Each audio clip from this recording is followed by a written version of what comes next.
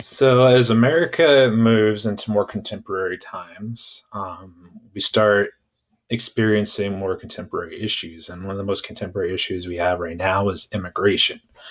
What do we do with immigrants? How should we treat immigrants? Do we need to regulate the flow of immigrants? So, after the Exclusion Acts of the late 1800s, early 1900s, immigrants start coming back to America in a long way. See, those acts had expired.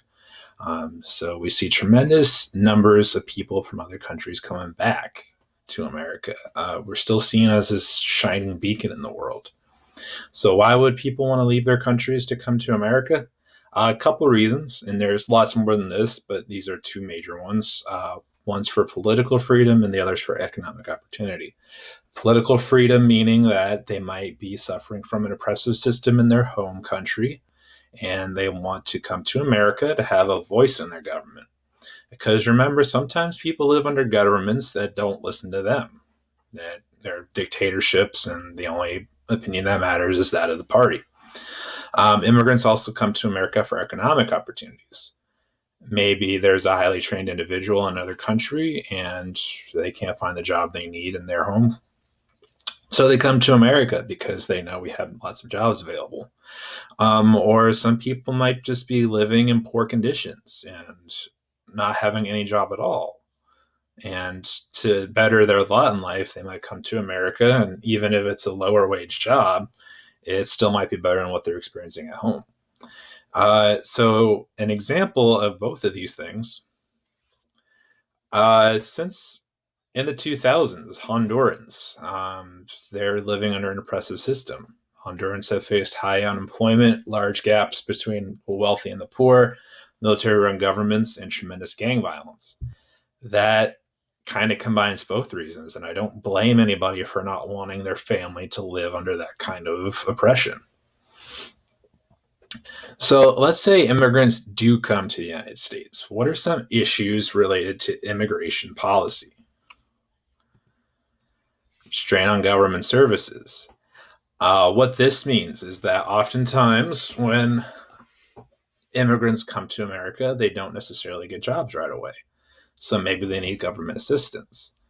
But then you hear all sorts of cases where American people who are from America, Americans, are saying, why does that immigrant get government benefits when they just got here, blah, blah, blah.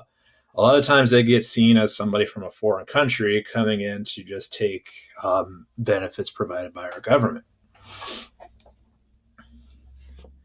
We also see immigrants filling low-paying jobs in the United States. Now, this might not seem like a big deal, but we also have to remember that amongst native-born Americans, there's a large pool of them that need lower-paying jobs because they don't have the same education or training. So when an immigrant comes in and takes a low-paying job, they're often seen as taking jobs from American Americans.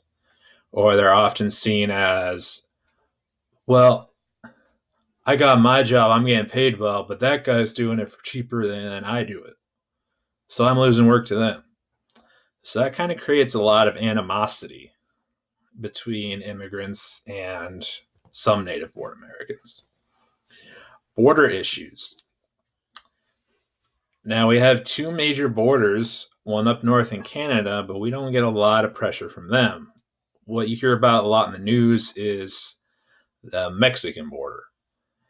Right? And a few months back, President Donald Trump was deciding what to do about a migrant caravan coming up from Central America. Eventually, that kind of dissipated, but Donald Trump has gotten lots of support for a border wall, which has always been a controversial topic. How can you put a wall up between two countries? It's almost a long, impossible thing. President Donald Trump was getting no support from Congress. So what he threatened to do was to let the government shut down unless Congress put up $5 billion for wall construction. Now, I'm not sure how eventually that panned out. I do know he ended up getting money for the border wall, but I don't know if it was the full amount he wanted or not. And also, do we just let people come across the border, or do we have them wait in line, file paperwork? Do they need visas? Do they need passports? Etc. etc. So, do we just allow people to come, or is there got to be a system? Pathways to citizenship. It is not easy to become an American citizen. Some people get put into a lottery where they get picked. Sometimes you have to marry an American citizen and wait for years for your paperwork to be filed. Sometimes pregnant women can come across the border, and if they birth their child in the United States, then that child's an American citizen, but maybe the mother is not. All right, that right to anybody born in the United States is granted under the 13th Amendment that was meant to make slaves citizens of the United States. Bilingual education. So once an immigrant comes to America and settles, they might not necessarily be speaking English right away. And their kids still need to go to school. But what's going to happen if that child doesn't speak English and they're in a school system that isn't necessarily equipped to handle or help them? Some areas are lucky enough to have teachers who can speak English and Spanish. So especially Spanish-speaking immigrants have a leg up because they can receive bilingual education. They get a little bit of their day in their home language and a little bit of their day in English. Eventually, they would shift to all English throughout the school day.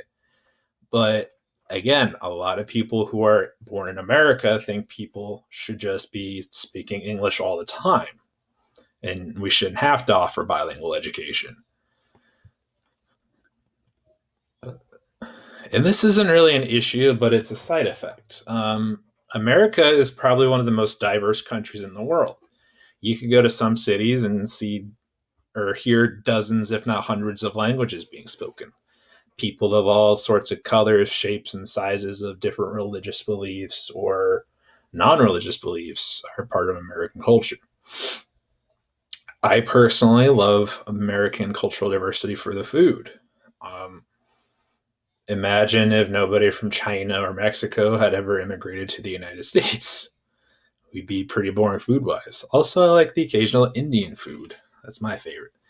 But besides food, they provide to the arts, they provide to culture, they provide to different ways of thinking of the world.